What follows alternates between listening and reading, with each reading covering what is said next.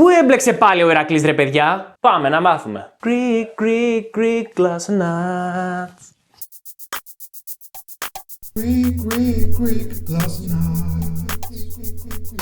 Καλώς όρισες στους γλωσσοναύτες. Εδώ που οι μυθικοί ήρωες, όπως ο δικός μας, ο Ηρακλής, σου μαθαίνουν ελληνικά και σε ξεναγούν στην Ελλάδα και στον ελληνικό πολιτισμό μέσα από τις ιστορίες τους. Μην ξεχνάς ότι μπορείς να βρεις τη γραμματική του επεισοδίου κάτω στην περιγραφή του βίντεο. Μπορείς να μας ακολουθήσεις και στο Instagram και να λύσεις τα μυθολογικά μας quiz. Δεν είναι και τόσο εύκολα. Λοιπόν, σήμερα θα ταξιδέψουμε στην Πελοπόννησο και πιο συγκεκριμένα στην αρχαία Ήλιδα. Εκεί βασίλευε ο Αυγίας.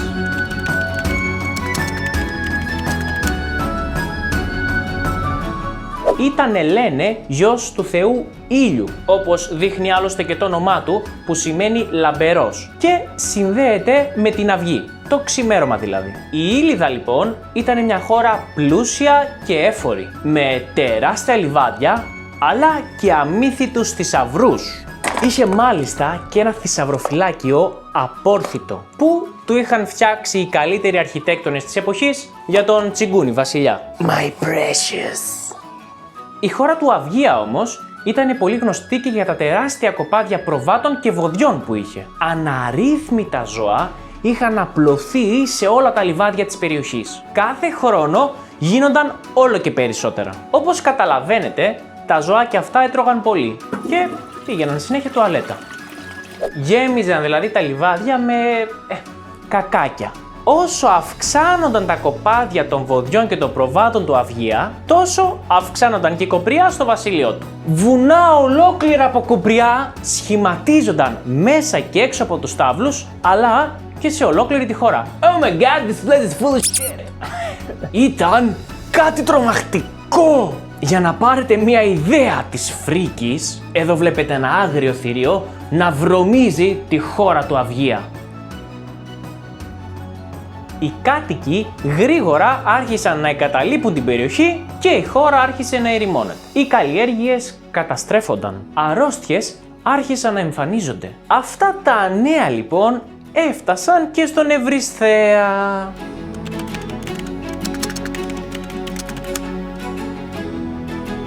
Ο Ευρυσθέας λοιπόν, επειδή ήθελε να ντροπιάσει τον Ηρακλή, τον έστειλε στην Ήλιδα με μια αποστολή. Έπρεπε να καθαρίσει τη χώρα του Αυγία από την κοπριά, από τα κακάκια δηλαδή, σε μόλις μία μέρα. Δηλαδή σε 24 ώρες.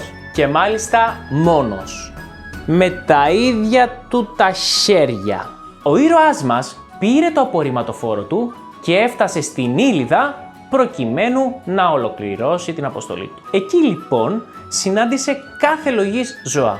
Και όχι μόνο αυτά που λέει η μυθολογία, συνάντησε αγελάδες που βοσκούσαν.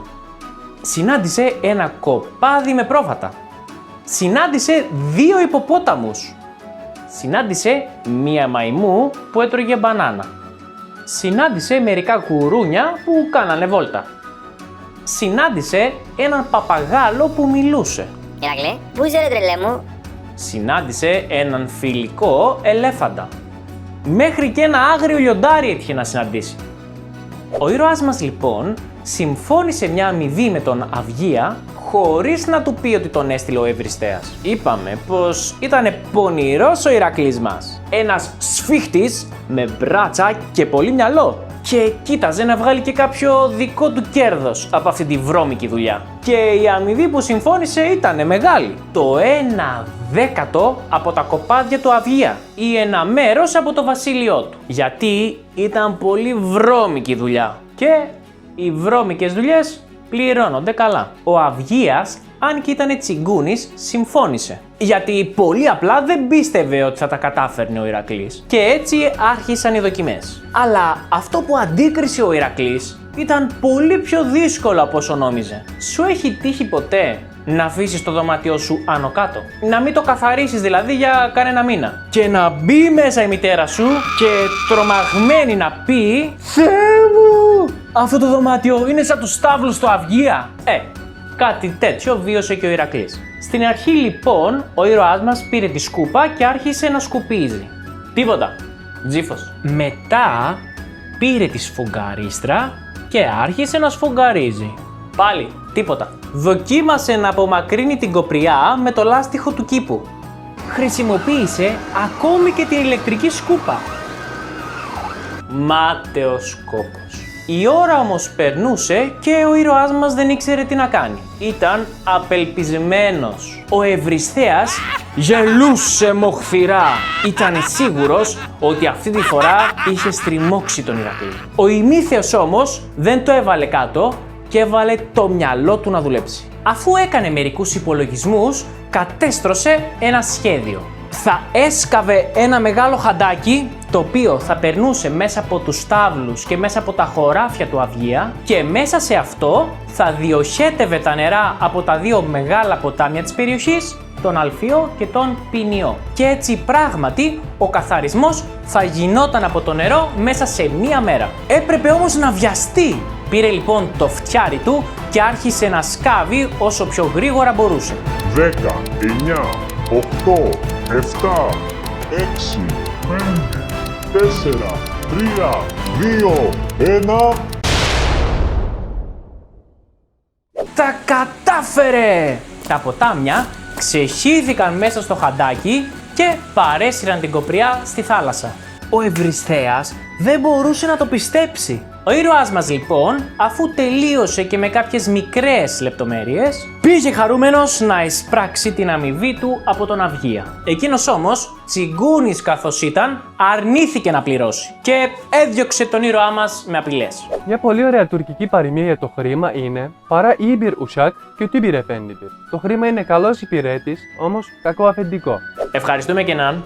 Ο Ηρακλής προφανώς δεν θα τον άφηνα ατιμόρυτο, αλλά αυτή είναι μια ιστορία για ένα επόμενο επεισόδιο. Ας πέσει το quiz παρακαλώ.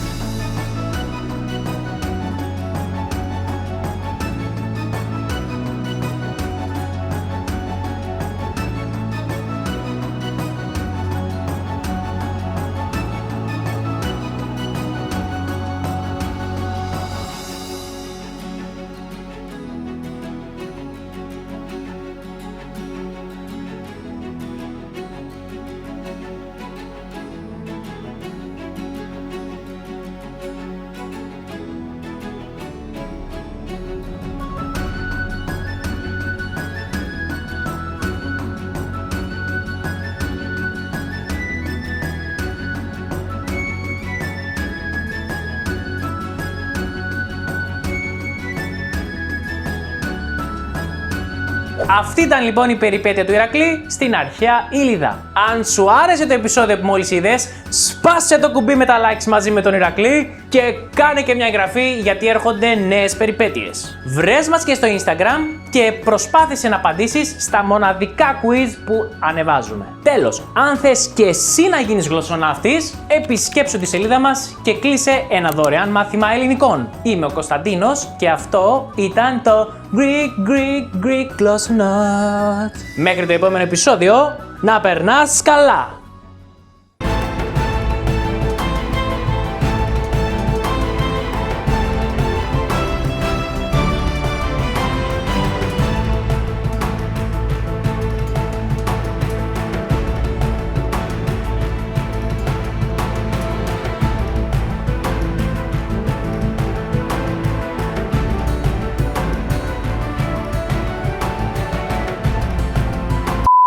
Έλα Ηρακλή, τι λέει ρε? Κάνεις delivery.